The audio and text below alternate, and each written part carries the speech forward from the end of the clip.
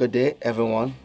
Thanks for joining us in this fantastic series that we called Finance Startup Kit.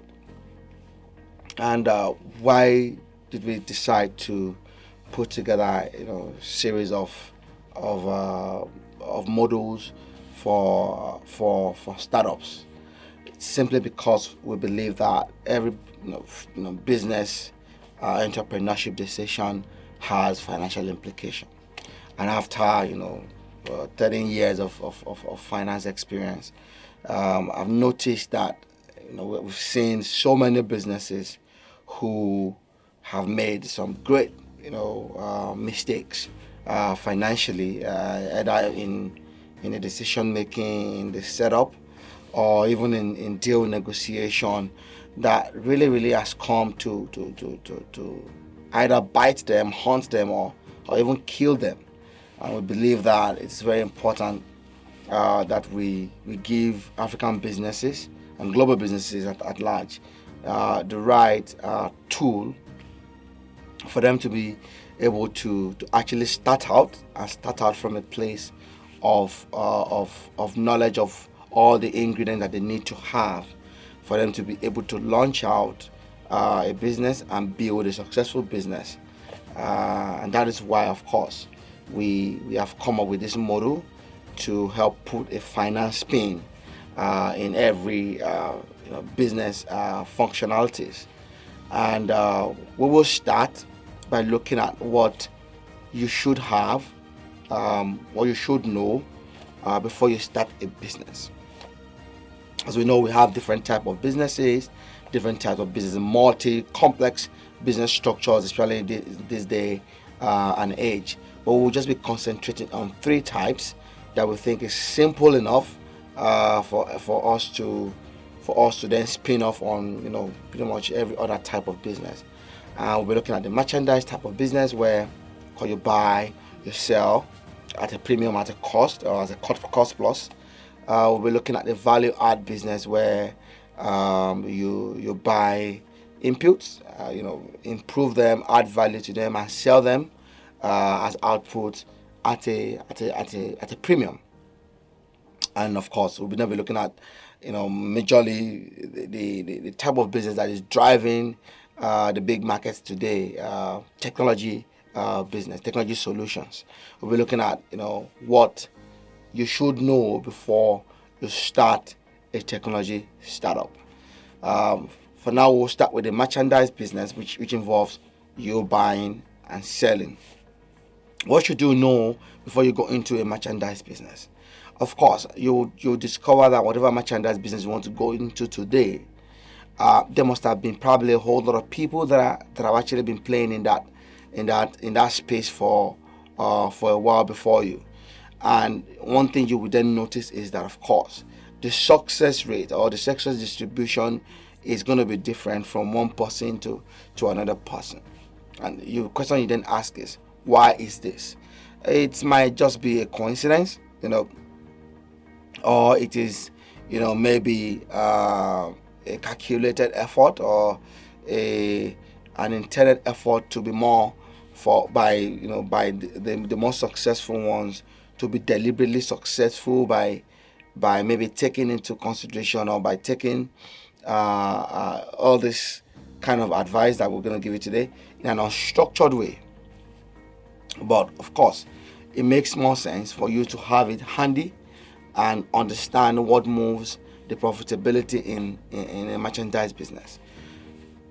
If you go into a merchandise business, the number one thing you need to know is the nature of that business itself. You need to know the nature of the business. You need to know the nature of a shoe business. You need to know the nature of a gold business. You need to know the nature of a car dealing business. You need to know the nature of tomatoes, because tomato is also just a merchandise. You need to know the nature of apples. You need to know the nature of cashews. By nature, they are perishable. So definitely there are some things that you must have done before you even go into this type of business.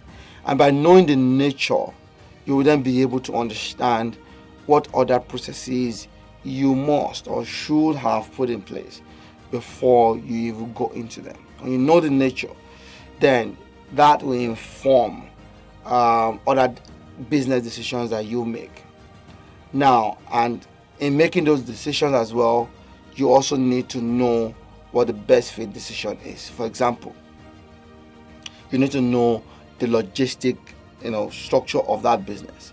For an apple business, you need to know how they are transported from wherever they are being planted down to wherever you're selling them. For example, from Jos to Lagos. For a merchandise business, for an apparel business, you need to know how they are being transported from wherever they are being produced, be it from Turkey or from Aba, wherever they are being produced. You need to know how they are moved down from wherever it is that they are being produced down to the final place of sale. Once you know that, you will then need to know if there's an allowance for you to be able to store, right? From knowing the nature, you will know whether they are storable or they are perishable. If they are storable, of course, you need to find a storage strategy, right, for you to be able to maximize your profitability.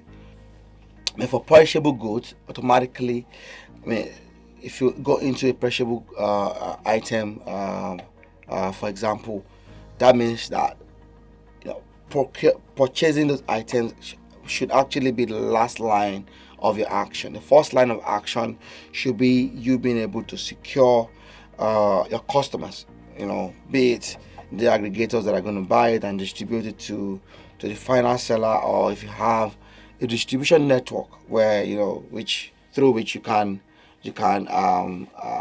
push the sale down to the last mile. That should be the first set of work that you should do before going to procurement. But if you are then able to, if you're then in a non-perishable in merchandise of a non-perishable item, of course, you can sort out storage. You need to ensure that the cost structure of the storage that you will need. For example, if where your place of sale if storage is quite expensive in that area, it might make sense for you to source storage in a more remote place. But then you must also then be able to look at the total cost of storage by looking at what you pay for rent and what it's going to cost you to move the goods from the warehouse to your place of sale. So you need to be able to find the best combination of these things and what financial impact that they have while making those decisions.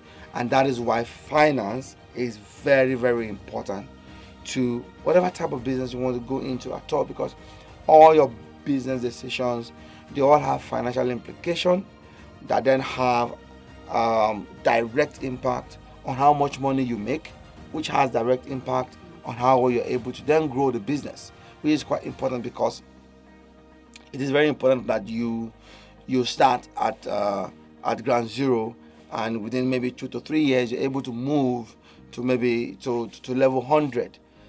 That way you are able to then expand the business, employ more people, make more money, and be successful. So those are the things that you should know if you're going into a merchandise business. Very useful as well will be that you have some mentors in the business as well. I mean, there are people that probably would have been doing this business for a while. You want to pick their brain a bit. You want to learn from their mistakes so that you are able to then pretty much avoid making similar mistakes. It doesn't hurt. I know people keep a lot of information. They keep information from people a lot these days, but I'm sure you can always find unstructured information around about a business, about the type of business you want to go into, such that you'll be able to make better informed decision from the word go, so that you can better maximize your profitability. That will be all on merchandise business. Structuring, just talking through the basic things you should know before you go into a merchandise business. They are quite important. They can't be elaborated enough, and from a finance point of view, in being able to do the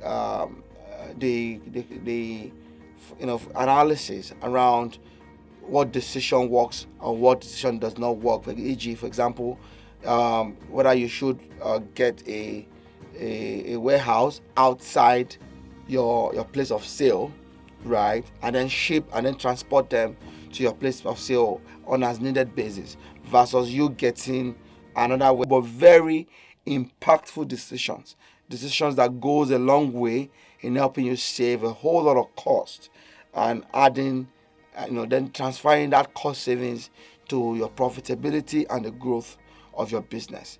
I will see you in the next mini module of this module.